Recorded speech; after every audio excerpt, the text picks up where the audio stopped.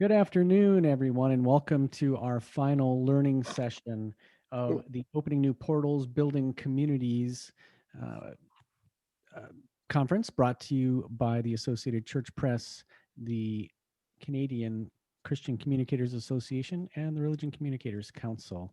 We're glad that you're here with us today. We have our great panel on realities of reporting coming up. But first of all, I want to share my screen and just introduce the organizations and sponsors that brought this conference to you.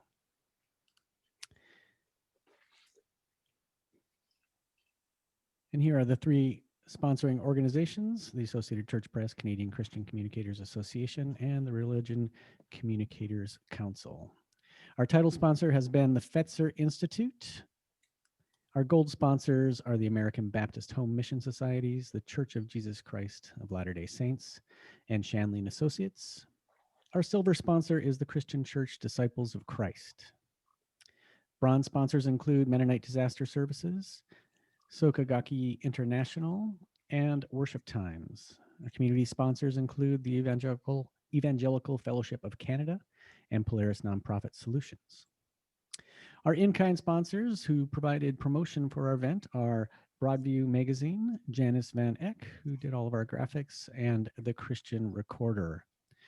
Just a quick reminder to everybody that all the content that we've shared here, all the workshops are recorded, and if they have been processed, they're going to be attached to their workshops. So you can go back in the schedule, review materials, and sometimes we've even been able to add in the PowerPoints or other information that presenters have provided to us. The other thing is, after the conference, we will have some submitted content. So this was not live content, but content that was pre-recorded that we'll be adding in. So please do come back and visit, and you should be getting emails from within the Whova platform. If you keep that app active, you'll get information when those webinars are added, those pre-recorded webinars are added. And if you're interested in submitting a webinar, if something here has inspired you, or something has piqued your interest, or something that you're already doing that you want to talk about, please be in touch with us, and we may be able to add that content as well. The only other schedule announcement after this session, there are 2 award ceremonies. The Religion Communicators Council will have the I believe it's their DeRose Hinkhouse Awards are first at 5:00 p.m. And then the Wilbur Awards, which awards religious activities in the secular media awards, is up at 7 p.m. And so with that, I'm going to turn it over to Bill Flederis to introduce our panelists for today. Thanks, Greg. So I'm Bill Flederis. I'm an editor at Faith Today, Canada's Christian magazine, and I get to introduce you to our 2 special guests. Our first guest is Adele Banks. Adele is the production editor and national reporter at Religion News Service, religionnews.com, where she's been on staff since 1995. She reports for RNS on topics such as Christians and Christianity, religion and race. She's also a photographer and occasional videographer. Previously, she's worked at the Orlando Sentinel and the Providence Journal, as well as newspapers in Syracuse and Birminghamton, in New York. Her articles, which have appeared in lots of major newspapers and websites, have also earned a variety of awards for her. Check her bio here on the Whova system, or you can see it at religionnews.com. She's also an active public speaker, including a variety of religious and scholarly groups. So welcome, Adele.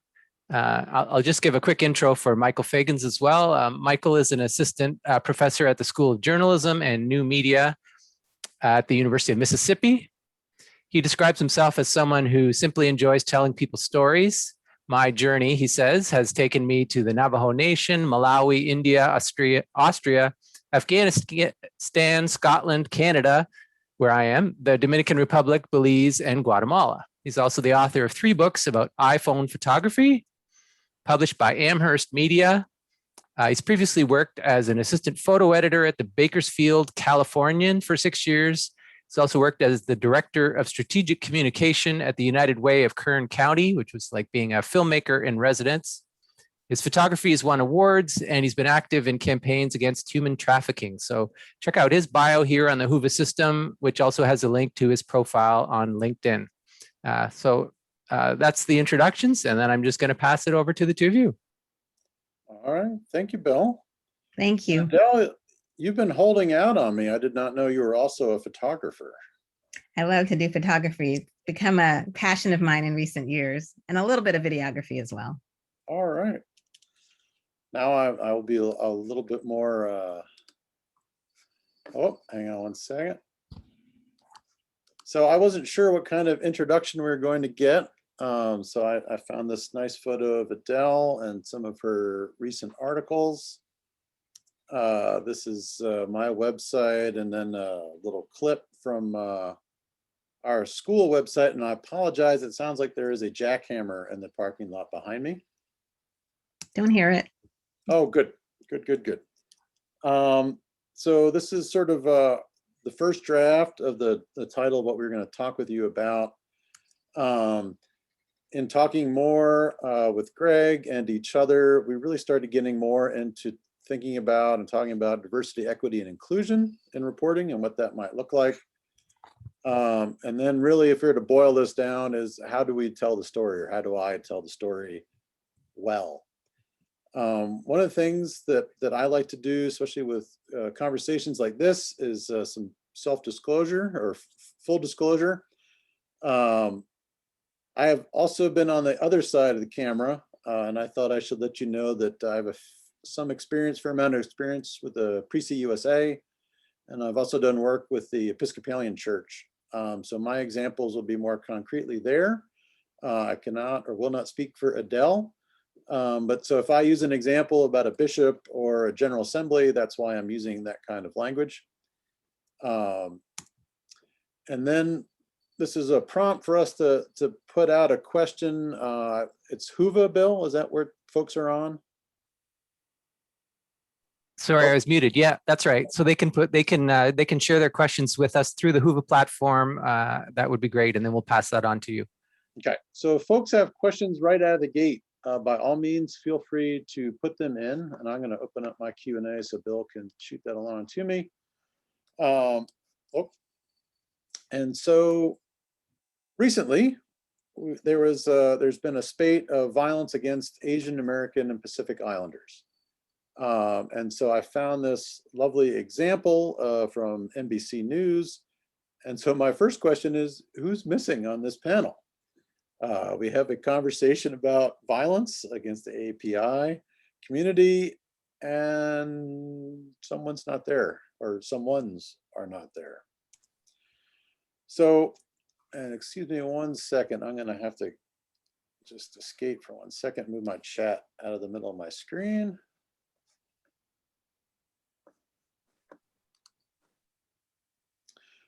So my question to y'all, and I apologize for using that, but here in Mississippi, it's a good word, and I also like all y'all. So how would y'all cover this story? If I was in the PCUSA, I know that I could reach out to Bruce Reyes-Chow, who's a former moderator. I could reach out to Neil Pressa, who was a co-moderator. If I wanted to move a little bit deeper, I might reach out to Laura Marco Heifetz, who's now the seminary in Nashville. If I was doing this with the Episcopalian Church, I might reach out to Eric Law. Adele, I'll throw this one to you too. Who would you start off right out of the gate in your list? There's an Asian American Christian collaborative that has been quoted by RNS, and we get in touch with some of those members as we have. And I'll point out that some of my colleagues have covered some of the rallies of late after the violence has occurred, and they made a point of doing that coverage in different places, New York, Chicago, LA. And also, even though the voices that were appropriately primary were Asian Americans, there was also an African American leader whose voice was included, pointing out the support that some Black leaders have regarding this, and also condemning violence against Asian Americans. Yep. Let's see. And then Laura actually wrote a piece, an opinion piece for CNN, which was fantastic for me to see. And then if I expanded my network a little bit farther, Melanie Gleason also falls into this category. And I met her, and there's a portrait of her next to her smart car. She was an attorney on the go. And so she was doing pro bono work across the country, sort of operating out of a car. But she actually posted an opinion piece as well. And she works specifically in the nonprofit sector and also in sort of legal work. So I guess to me that further broadening a way for me to do that. And then one of the other ones that sort of tongue in cheek, but also just showing that there are folks out there. A good friend of mine and former colleague is part of the Nerds of Color. And they've had opinion pieces on things like this, or they could be someone that folks could reach out to. Adele, has any of this conversation brought up other things or points you wanted to make on this story in particular? I just wanted to mention that my colleague Emily McFarland Miller wrote a story earlier this week about Black and Asian American clergy coming together in Chicago for a discussion about these very issues, and also pointed out some of the parallels in their history and ways that they could potentially work together in the future. But one of the historical things was that Reverend Otis Moss III pointed out that the Azusa Street revival that is known so much in religious history from 1906 in Los Angeles, that was led by Black, Asian, and Latino Christians. So there's also a historical side of this that is good to point out. And I'd also add that in both of the examples I cited, those kinds of stories can be localized. You know, someone's heard that there's a rally in their area against Asian American violence. They could find out what clergy might be part of that rally and go discuss this with those clergy, whether they got to the rally themselves or not.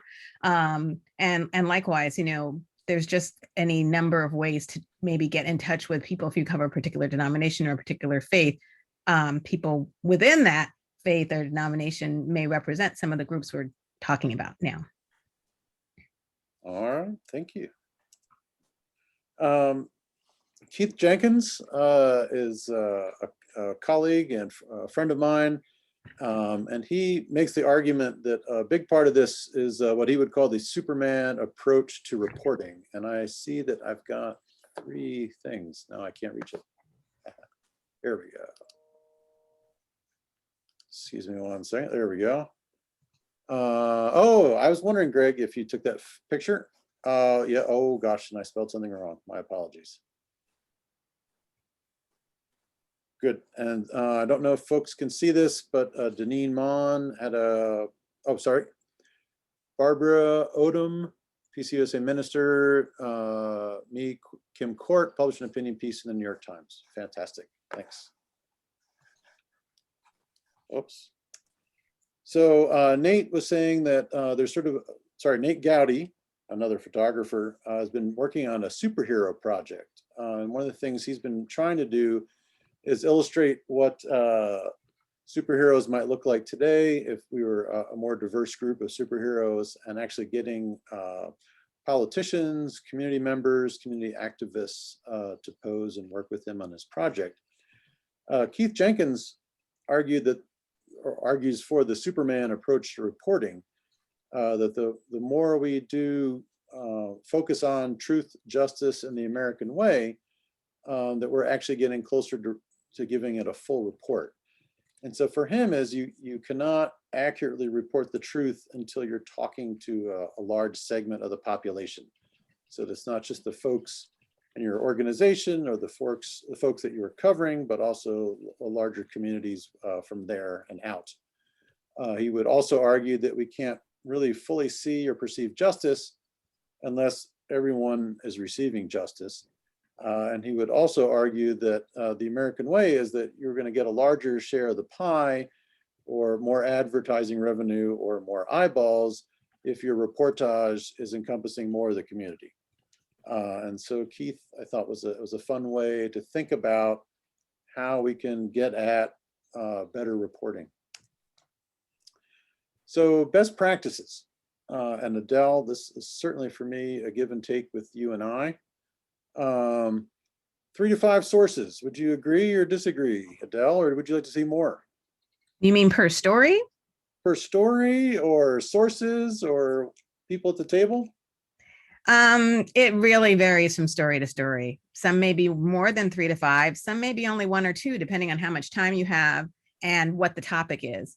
And I will say that although diversity is certainly the goal, there will be times when it's just not possible. Or it may be that the story in of itself might be broadening perspectives just by who you contact when it's only one voice or one organization. I'll give you an example. Like this week, I wrote about the Nation of Islam putting out a statement about Noah Green, the suspect in the attack at the Capitol that killed a police officer.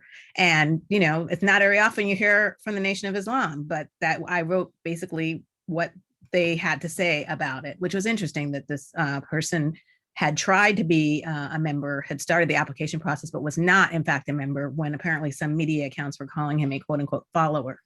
So that's an example of not necessarily having 3 to 5 sources, but it's still broadening the coverage that you might normally see. Thank you. Sorry, I had to move my chat box out of the way. So we've already sort of talked about this, but is it worth, or when do you start thinking about going to a different denomination or broadening coverage so that we're bringing other people in? Or thinking about, for example, if we're doing a story on Christianity, when might we talk to our Muslim sisters and brothers or Sikh or things like that? Adele, any thoughts on that? Yeah, I mean, I think that that's always a good thing to keep in mind. And it could be in a variety of ways.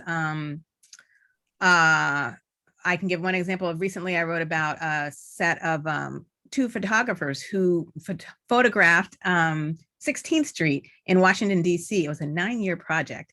And I have often noticed that as I've gone down 16th Street, that there are lots of different houses of worship. And of course, these photographers are looking at everything on the street, all the buildings. But I wrote a story that was specific to the houses of worship. But I made a point, I was very intentional about picking out photos that included a synagogue and a Buddhist temple, and including some of the anecdotes they told as I interviewed them and as I watched them talk in a workshop that dealt with people from, you know, congregations where they may not have spoken English. And even in a story like that, and in fact, that's a great opportunity to include a range of people. Like, there was a Mormon congregation, for instance, that was mentioned and we had a photo of. So the notion of being intentional is just kind of got to be not just even in the back of your mind, but, you know, kind of in the front of your mind as you start your work.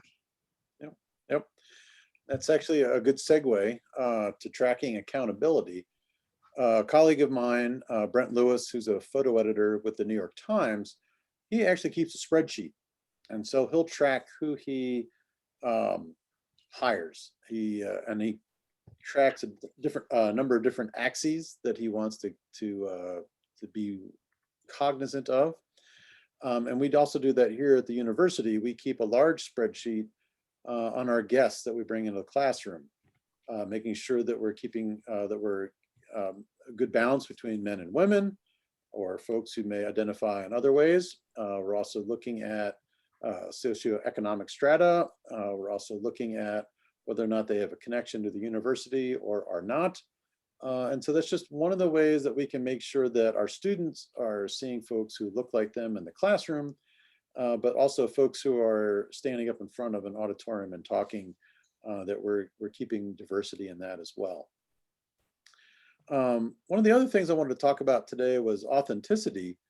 And one of the parts of the conversation Adele and I had in preparing for this is in the Black church, there's obviously oftentimes a call and response. But what might that look like in the digital form? And Adele, how is that transition? What does call and response look like these days in this time of COVID? I have noticed that it's in the chat instead of in your ears with somebody in the next pew. I think that people may have the wrong impression that some aspects of worship and fellowship, or all aspects of worship and fellowship, are lost when you go online, but that's not necessarily the case. And in particularly African-American congregations that I've seen and watched, I've seen this happen in the chat where there's just this affirmation of what the speakers are saying during a church service, but it's not just then. It's like in an interfaith podcast or on Facebook or a panel discussion. people are resonating with what people say. They may give a link to something that's related. So it's kind of a broader amen corner. But that's just that it's there, and I'm kind of glad that there's still a way for people to express themselves. Yep, yep. And then this actually brings up a interesting point for me, and I will probably say this incorrectly, but our new vice president belongs to a certain sorority that has a certain vocal call. And there was an unfortunate writer who was not aware of that, and she referred to it in a somewhat uneducated way and got skewered for it. And it was one of those times where that was worth talking to somebody. And if you don't have an AKA as a friend or colleague, maybe you should reach out to someone. So having diversity is also beneficial to you. That may prevent you from making embarrassing mistakes. And last but not least, who's at the table, or who is not at the table? And for me, that's in the newsroom. For me, that's for us, who is on faculty, who is not on faculty, who's on staff, who are our instructional professors. We need to be looking at who's coming to the table. And then if they're not there, we need to be reaching out to them. I know that there are some institutes of higher learning that specifically are looking at how are we reaching out to the community? What parts of the community are we reaching out to? And Adele, does that ring any bells for you, or things you wanted to add there? I mean, I would just say one thing is that part of that table is the people initially that you work with, but not just the people you work with, but the people they know. So I may say, oh, I'm going to be working on the story and I'm planning to contact such and such and such and such. Is there somebody else I should be contacting? And then my colleagues might know somebody that would add to the story in a variety of ways, but including hopefully in a way that would make the story reflect more of the nation's diversity. Thank you. So this is, we now sort of segue into the Q&A for Adele. And my first question to you is, how do you get about and start reporting? And what's your process? And how do you keep some of the things we've talked about in the back of your head as you're working on a story? Okay, I can give you a few examples. So as I said in the introduction, I do often report on Christians and Christianity and race and religion. Also, everything from the Southern Baptist Convention to faith-based partnerships on the federal, state, and local levels, and including of late related to COVID-19.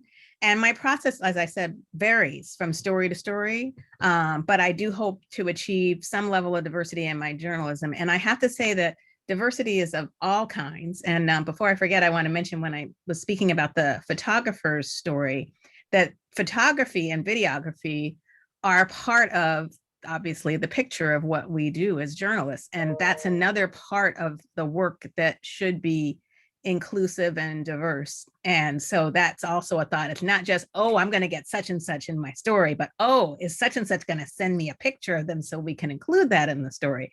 And it's easy to forget that and then have, a story that may reflect quite a bit of diversity, but photography or videography that does not. So just wanted to throw that out there. So I have attempted to have more African-American voices, more women's voices, more voices from a range of denominations or a range of faiths, and also geographically in some of my stories.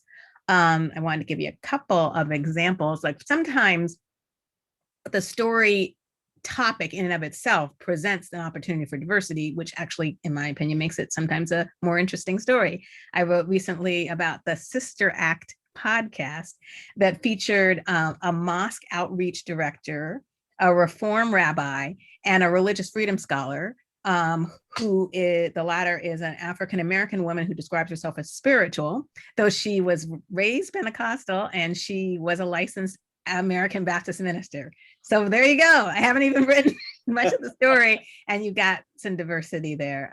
When I'm done talking, I'll try to put in some of the links in the chat if people are interested. Another example is holiday stories. A lot of us have to write holiday stories. And I got to write a story for Valentine's Day that was a chance to have a range of sources. And I'll say that often our stories have sources that are old, as in people we have already interviewed before, but it's always good to have a mix of old and new, and or just new. And so sometimes you get the news source by having written a previous story. So in this case, for Valentine's Day, I wrote about clergy couples, that is spiritual leaders who are married to each other. And that included a Hispanic couple who talked about their marriage and their leadership at a multicultural Florida church, a lesbian couple who were both Episcopal priests in the state of Maryland, but in different places.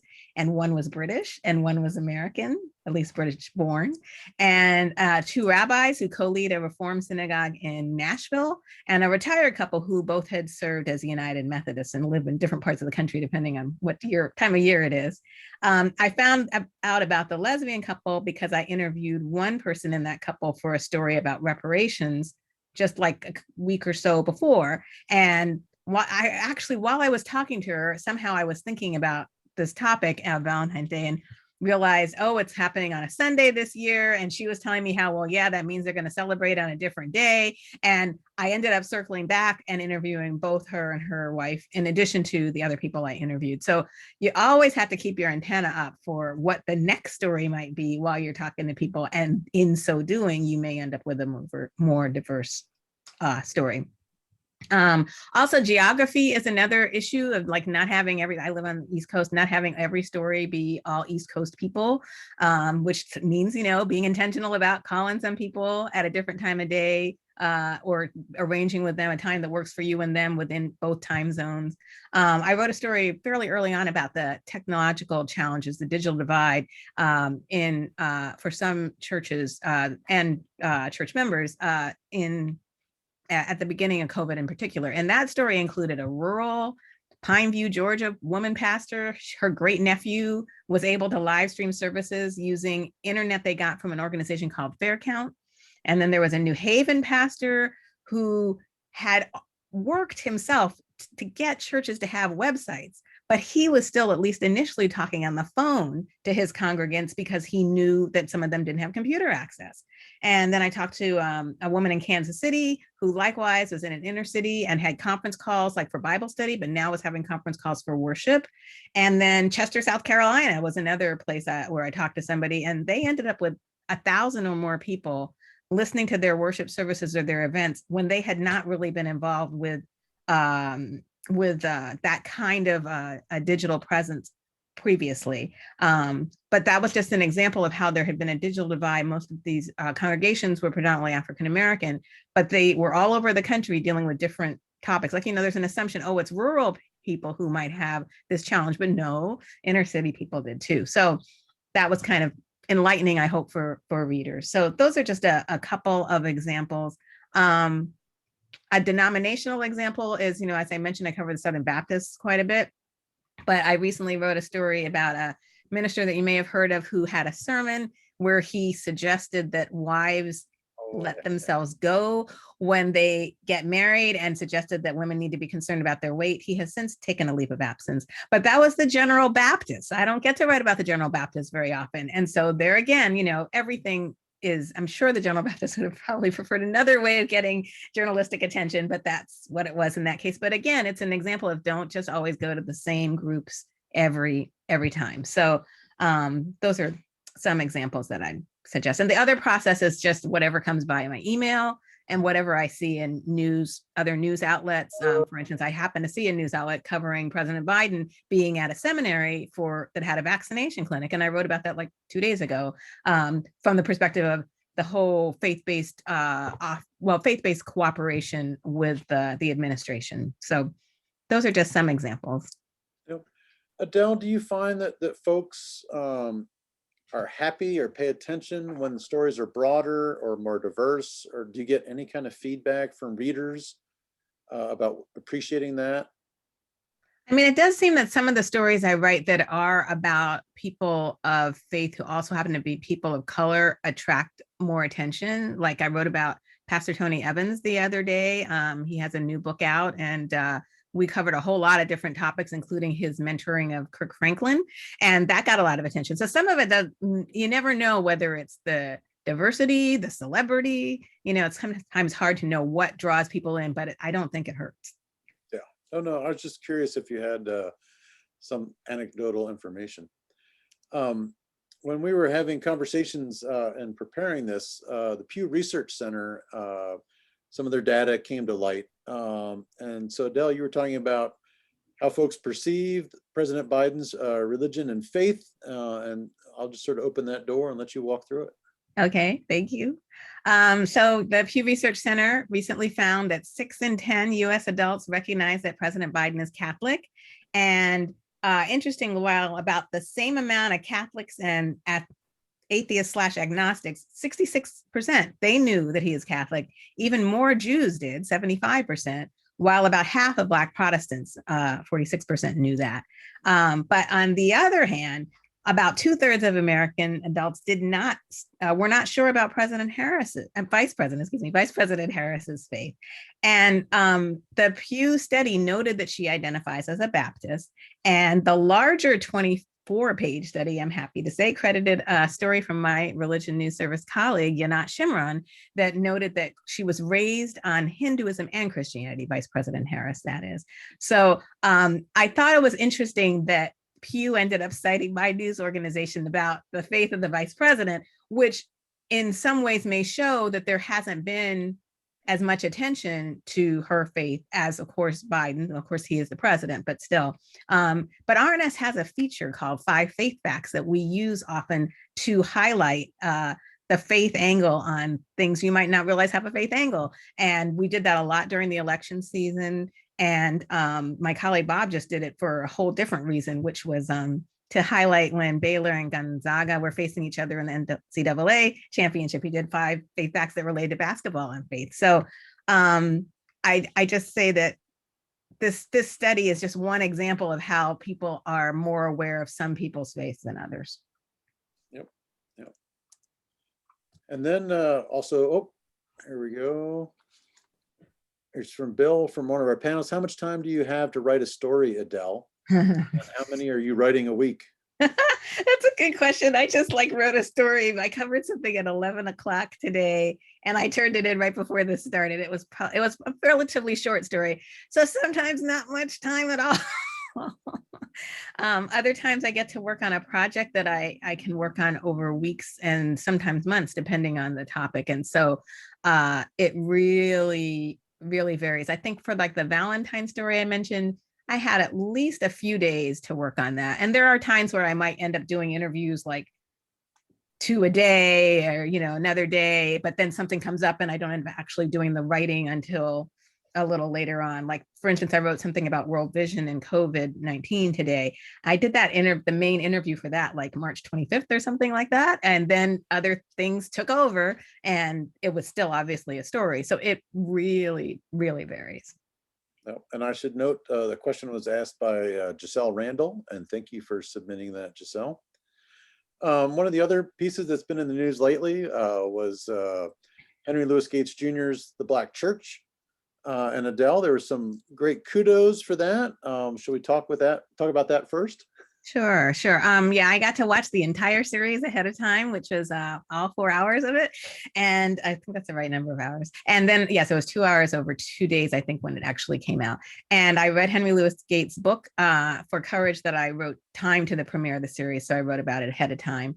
One of my favorite parts about it was how he had, from the perspective of being both a journalist, watching both the documentary and the book, was the range of people that were called on for this project. And it was an affirmation for me of some of the people I'd known for years who were featured or who were interviewed, and scholars in particular. But it was also an introduction to a bunch of people I did not know. And so I still have the book on my desk because I'm sure it's something I'm going to be able to turn to time and time again to find new and old people to quote on topics related to the Black church, which I cover quite a bit. I think it was successful in that it came to give a broad sweep of African-American history and how religion fits into it. It was interesting that it even touched on the spirituality of Skip Gates, as he's known, the person who was the key person behind the project and, of course, the book. At one point, they had footage of him at something called Union Chapel on Martha's Vineyard, and he really seemed to be resonating with the sermon that was being preached at that point by Reverend Otis Moss III of Chicago.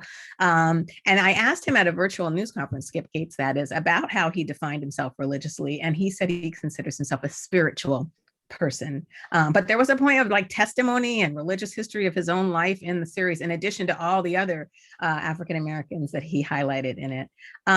It also didn't focus solely on Christianity, but it addressed Islam. And for instance, the producer director who I interviewed, Stacey Holman, she talked about being struck by the fact that there were Africans who were practicing Muslims when they were brought to the US shores in the transatlantic slave trade. So it's not like people got here and suddenly found religion. That's not the whole story at all, including connections to Africa, of the way lots of different people worship and praise in ways that continue today. There were just a lot of interesting things that, like, oh, I never knew that kind of thing. The one Raphael Warnock helped talk about related to civil rights activist and minister named Prathia Hall, who helped inspire King to use the phrase, I have a dream. So there were some new things that came out, including that related to the role of women and their influence. Do you want me to get into the other sides of it? Well, that's what this slide was the prompt for. So Okay. there were some omissions. Yeah. The biggest one was about Catholics.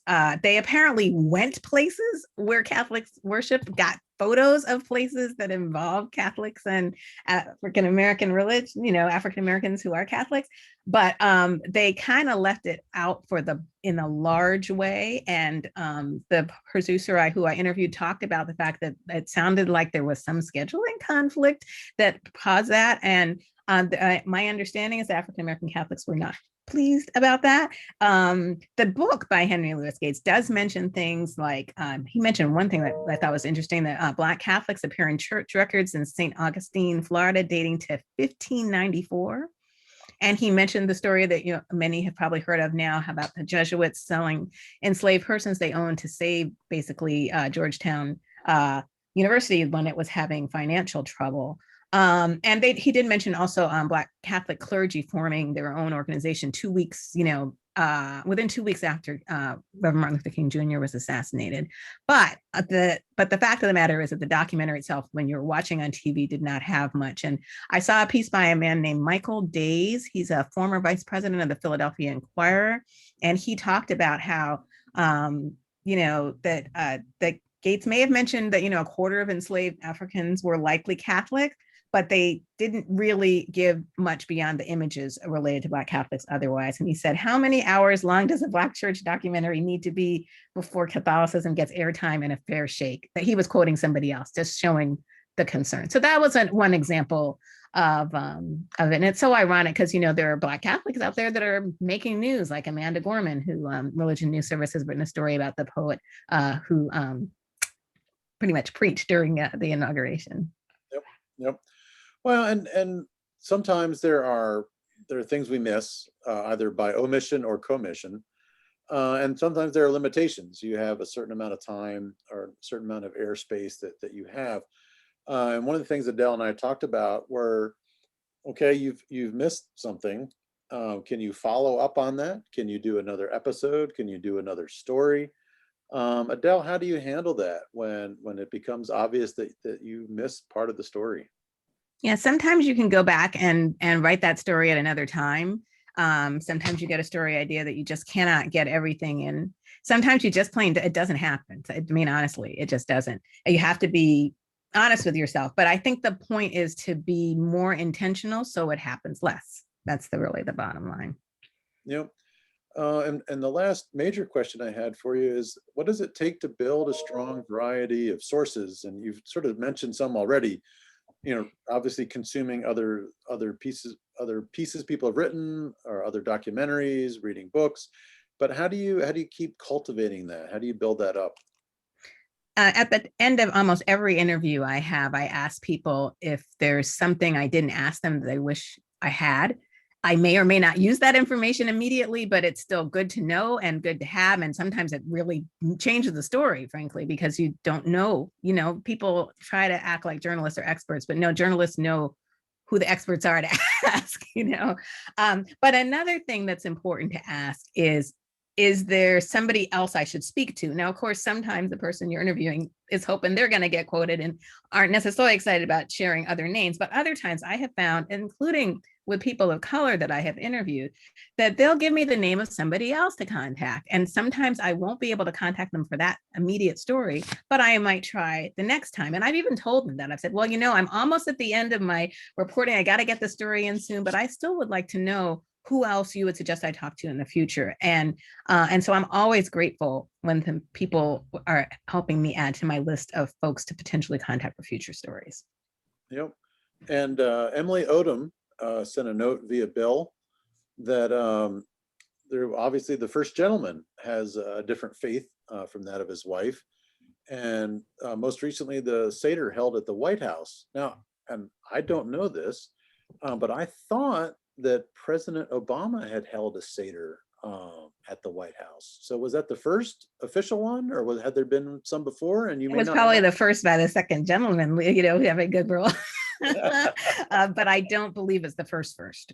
Yeah, I didn't think so either. But obviously, I don't even know how you describe it. So here in Mississippi, if we talk about a house divided, it's one person went to the University of Mississippi and the other went to Mississippi State. And I wonder if there are multiple religious households. I wonder how you would describe that. I don't have a good answer for that one. But that would be a great story. Yep, yep. So reporting in a time of pandemic, we've sort of touched on it. And one of the neat things, virtual Seder. Oh, thank you, Emily. Virtual. So that makes sense. Yes, that would probably be a first. Yep, At least for the well, let's see, the timing of last year. I'm not sure. I don't want to definitively say it was the first. Yeah, okay. One of the first. Oh, yep. Ryan. Yep, Ryan. I thought so as well. What did Ryan say? I'm sorry, not keeping He said that per Wikipedia that President Obama had held annual Seders. Yes, that was my thought. I thought he had as well. So reporting in a time of pandemic. One of the neat things for me is I keep telling my students, it's like all the sort of things that used to stop us from looking like MSNBC have disappeared. So MSNBC or CBS, they're doing Zoom calls, they're interviewing people. And so my students can do the same thing. I've had a student interview a Major League Baseball player in his pickup truck. The Major League Baseball player's in his pickup truck, not my student. I had a student interview a chef in Italy to do a piece about how chefs are dealing with the impact of that. Adele, how is it impacting you and the work you're doing in your reportage? Well, I have to say that I had been working remotely for a while for a religion news service prior to the pandemic, so it wasn't as jarring for me as it has been for others. I will say it's jarring that I don't get to take photos as much. I mean, I literally there was a church in my neighborhood that had an interesting sign that related to prayer in the pandemic. And I stopped and took a picture of that, and we were able to use it as an illustration. I was really excited that I actually had a photo that we could use after not really being able to take photos very much. So a lot of my interviews have been by phone for a while, and I just keep doing that. When I did interview those two photographers about 16th Street, because it was going to be a conference call with two people, I did happen to do a Zoom for that one, but it's not been my particular route for interviewing, but I can see how it could be. And I don't know, do you ever do that yourself, Michael? As far as I know that you would prefer to use a regular camera, but have you ever used recordings from Zoom to then produce a piece or work with a student on a piece? Yep. So what we advocate for is we've got the computer set up, and you can record Zoom or Skype, depending on which looks better. But what we ask the person we're interviewing to do is use either their phone or an iPad to record themselves. And then we do the same on our end. So not only am I getting the off the screen, but I'm getting a sort of second and third camera. And then we can cut together all three. And if the person also can send us photos or video, you can actually make a fairly nice piece. Wow, that's really cool. Yeah. There's also software that you can use to direct a person. So there have actually been some fashion shoots where the model either is holding up the iPad or phone, or someone is holding it for them, and the photographer can get a real-time view of things and set up. One of the things that we've been doing for our students is having them follow the CDC guidelines, and I also sort of fold in the New York Times guidelines. So for the most part, please interview someone outside. If you can't interview someone outside, have them inside and yourself outside.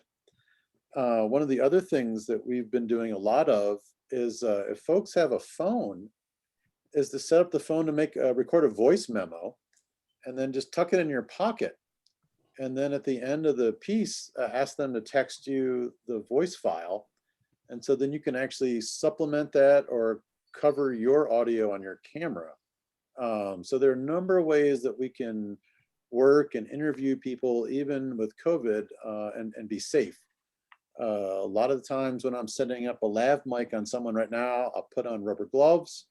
I'll hand them the clean equipment. I'll ask them to put that on themselves. And then again, glove up when I take it back from them and clean it off. We've been using boom mics for quite a bit, so there's no physical contact between the person. But again, the phone on voice memo, I tell you, there are a number of things I'll be using moving forward because of this that will be really good for doing reporting work. Was there anything else in there, Adele, you wanted to talk about with COVID? I would say that the one thing that might be helpful if you're not used to doing phone interviews is to ask people to take you there. What did it taste like? What did it sound like? What did it feel like more? Because you're not able to, describe what colored outfit they're wearing or, the cool thing on their wall. Though I guess if you did a Zoom call, you might be able to say the cool thing on their wall. But just have them, the people that you interview, encourage them to be perhaps more descriptive than you might normally wish or need to ask because you're not there. Okay. Like Go ahead. Sorry. I wrote a story recently about religious conferences coming back and making decisions, especially like denominational meetings and such, whether they're going to meet in person, et cetera. And the person who's in charge of the Religious Conference Management Association had their own conference like at the beginning of March. And I'm sure I was driving him crazy because I asked him all these questions about, well, what is it like? How did you eat? How did you do this? And he told me all these specifics. And it ended up, that was like a 3-point lead at the beginning of my story to say, that they had fresh food, but it was packaged and they were 6 feet apart at their tables, and the tables were 10 feet apart, and the exhibit area, where everybody goes and gets their tchotchkes, well, they didn't have them this time. And so that kind of thing, it really brought it to life. And so sometimes you have to be a little persistent to get the color that you really want in the story, the different kind of color than we were talking about before. Yes, color as in details. Yeah. Mm-hmm. Very quickly, and I don't know. Okay, Stephen, hopefully that you are, but I will check with Greg and or Bill. Frozen screen. No, you just hadn't switched your screen. You're fine. Okay, got you. Thank you. One of the other things we wanted to touch on quickly, and I'm not sure that if we can do how much Q&A we'll be able to do.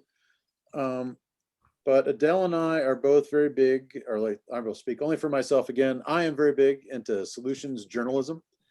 And I know that some of Adele's pieces have actually shown up on the Solutions Journalism Tracker. But this is a resource that folks might want to use. Solutions journalism is applying the same level of rigor that you would to writing a story, to also looking at potential solutions and also reporting on what that might look like. Adele, have you been using that a little in your work? Well, what I'm familiar with the phrase solution journalism is the Solutions Journalism Network. And RNS has had some partnerships with that entity. And I wrote 3 pieces last year that dealt with Black church voter mobilization that ended up being sort of highlighted as being related to them. 2 of them looked at the role of organizers in mobilizing Black churches to vote. So there was one before the election and one after, sort of looking at how they did. And the word unprecedented was used a lot, where people were crossing lines and working with each other and working with people who were not necessarily religious folks or people known for their religion to encourage people to get out and vote.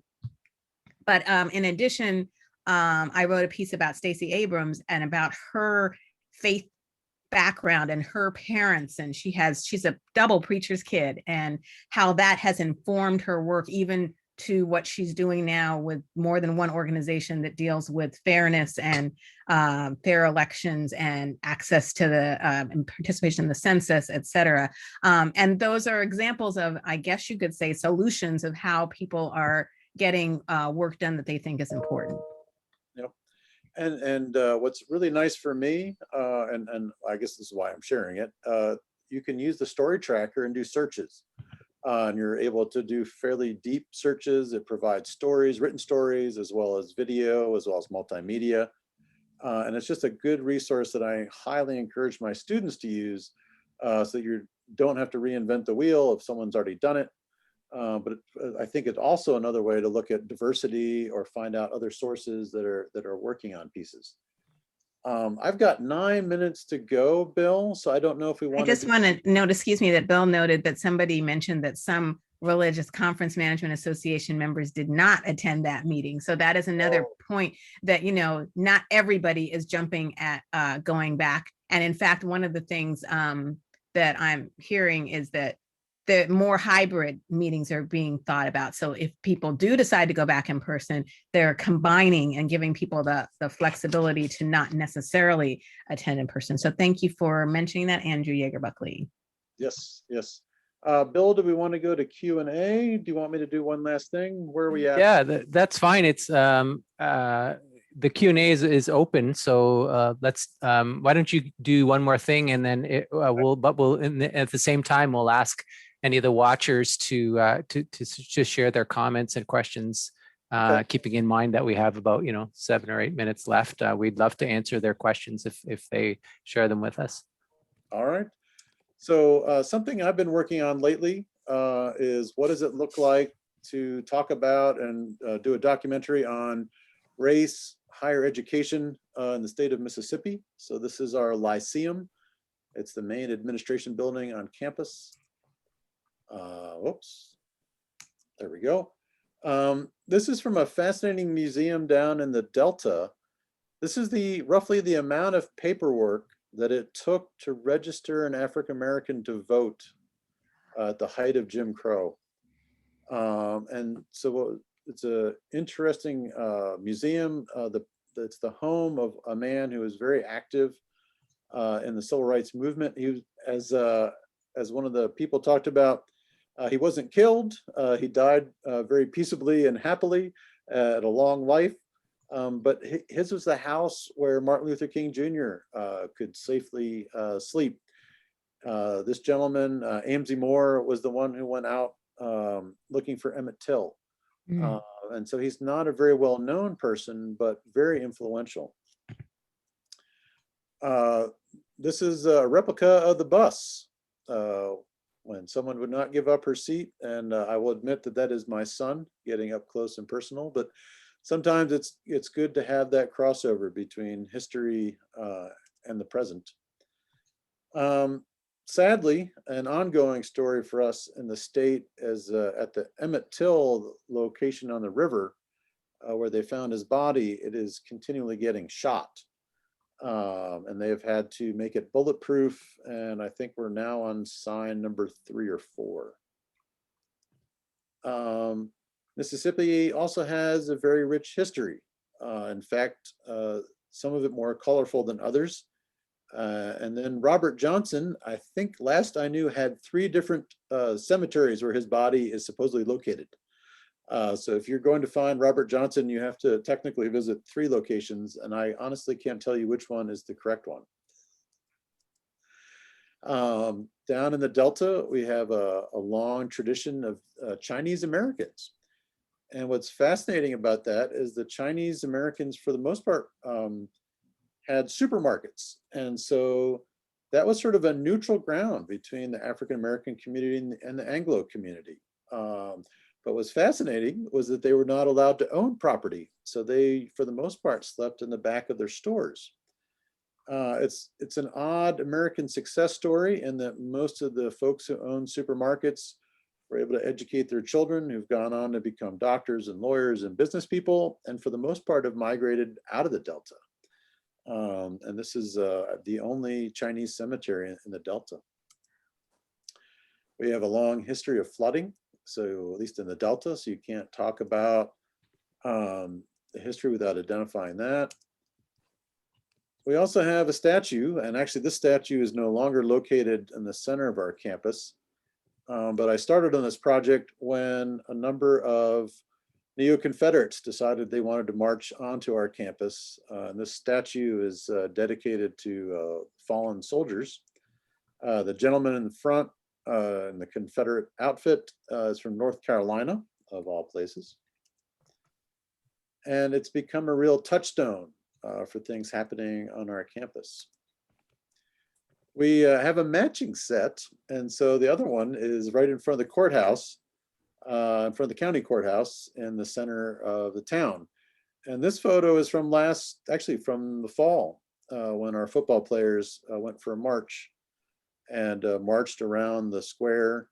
The sheriff's department, after time, decided that they were not going to let anyone protest directly in front of it. This is the neo-Confederates and the student counter-protest. And this is what is left of the grocery store in Money, Mississippi. It's sort of the beginning of the Emmett Till story. And there's still some question as exactly what all happened. But that is a magnolia tree framing. This is the Reverend Wheeler. Parker Wheeler, and he is standing in the courtroom where Emmett Till's killers were put on trial. And again, I talked about the river site. Just 2 years ago, we had some students from a fraternity who decided they would pose in front of the sign with weapons. This is, I believe, sign number 2. Athletes confronting some neo-Confederates. And this is the photo that really, for me, starts marking the change. This is a African-American athlete fist bumping a middle-aged Anglo man after the march. And to me, once you sort of won over the middle class, I think you're starting to round the corner. It's a very well-attended march. A lot of the town turned out. And so it's very interesting to see how things are changing and not changing. And then this was also the height of the summer of 2020. And yes, those are gentlemen, one marching with the Mississippi state flag, and I cannot recall what the other flag the gentleman was holding. Actually, I think they're both state flags. And this is one of our athletes downtown. And this is actually just from yesterday. There's a gentleman who's doing work called A Piece of My Mind, Peace, P-E-A-C-E. And so he's doing portraits. This is the courthouse. And so for me, just to be, before I even start telling the story, I need to learn the history. I need to start talking to folks in the community about who are the important people I need to interview. Talking to folks on campus, getting an understanding of what has happened on the campus and what is happening now. And I do not see any questions yet. Yeah, I haven't seen any coming in. I will just comment where we were talking about the hybrid thing with the Management Association, that there's just been a big survey in Canada here about churches and what people are hoping for after the pandemic restrictions are over, and that the majority of people say they would like to have online church remain available, and that they would plan to use it on an occasional basis, even the ones who are eager to be back in person. So that's probably relevant to a lot wider circumstances. Yeah, some experts have been predicting that for a while. And yeah, I mean, think about it. People have gotten used to sitting on their couch, and they've got to be convinced to get up and go somewhere again. So that's part of it, but some people, are still not going to be comfortable for a while to go back to in-person worship. And how do you meet those needs when the houses of worship have opened up again? Yeah. Or if you have a family, you may want to do something on Sunday morning and you can watch the service Saturday night or Sunday night. It's really going to change, I think, how we think about worship and what does it mean to be in community. So lots of stories for us to carry forward in our reporting.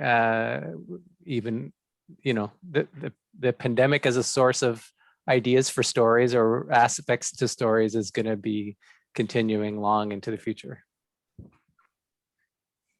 There's a couple of thank yous in the chat. Okay. I don't know if anyone else has any other questions. Otherwise, I think we should, our time is pretty much up, so we should just wrap up. And so let me just at least thank our guests, Adele and Michael. We really appreciate you sharing your time and your wisdom with all the rest of us. Hopefully people can take advantage of this also by watching the recording later on. Greg, do you have any wrap up that you need to do? Oh, except that you're muted, sorry. Absolutely. Thanks, Bill, for moderating that. And Michael and Adele, always a pleasure, and what great information for us to absorb. And again, you know, like I said earlier, all these seminars are going to be on the Whova platform for review. So please do come back and look at them. That really wraps up our convention this year for the most part, other than the 2 award ceremonies for the RCC this afternoon. I would like to thank all of our presenters, the entire organizing group that included people from all of our sponsoring organizations, and especially all of the members of our organizations who attended and made what was you know, this in-person discussion before, now virtual, very lively. And I can't be happier than how our platform worked out and how much people participated. And that was sort of our question, you know, would we get that back and forth? Would we get a feel for what it was like to be at a conference, to be in a room with speakers? And maybe not 100%, but you know, better than just watching a Facebook Live. We were able to interact. We're able to do a lot of things, share resources, share comments, maybe that were always part of conference going. So hopefully next year we'll be back together. We haven't made a decision on any location. Things are still a little uncertain for that, but as groups, the Religion Communicators Council, the Canadian Christian Communicators Association, and the Associated Church Press have definitely expressed interest in continuing to meet together. Our members enjoy one another. We have a lot in common, and we have especially common goals in being people who communicate religious values to the broader community and to our own communities. And for that, we are very thankful. And so with that, I just express my gratitude to everyone here and to everyone who participated, and be well. And if you want to come back and see the RCC's award ceremonies this afternoon, you're more than welcome to do that. So with that, be well. Also everyone. in the chat, there's also thanks to you, Greg, for your organizational abilities. And so we just want to acknowledge that and thank you for the key role that you played as well. Well, I definitely couldn't have done it without everybody else. And, you know, John Longhurst of the Canadian Christian Communicators Association, Shirley Strushin, Bill, Sherilyn Williams, who am I leaving out? Oh, Maria McGlennis. Maria McGlennis, Brian Fessler, and others who, Brian did a bulk of the background tech work. And so we're very appreciative of everybody who participated in that. And Sue Newberry as well, who did a lot of the organizational stuff. So with that, I'm going to let us all go. And in about, I think, 2 hours, we'll be back for the presentation from the RCC of their Wilbur Awards, or of the DeRosa Hinkhouse Awards. So thanks so much, everyone, and be well.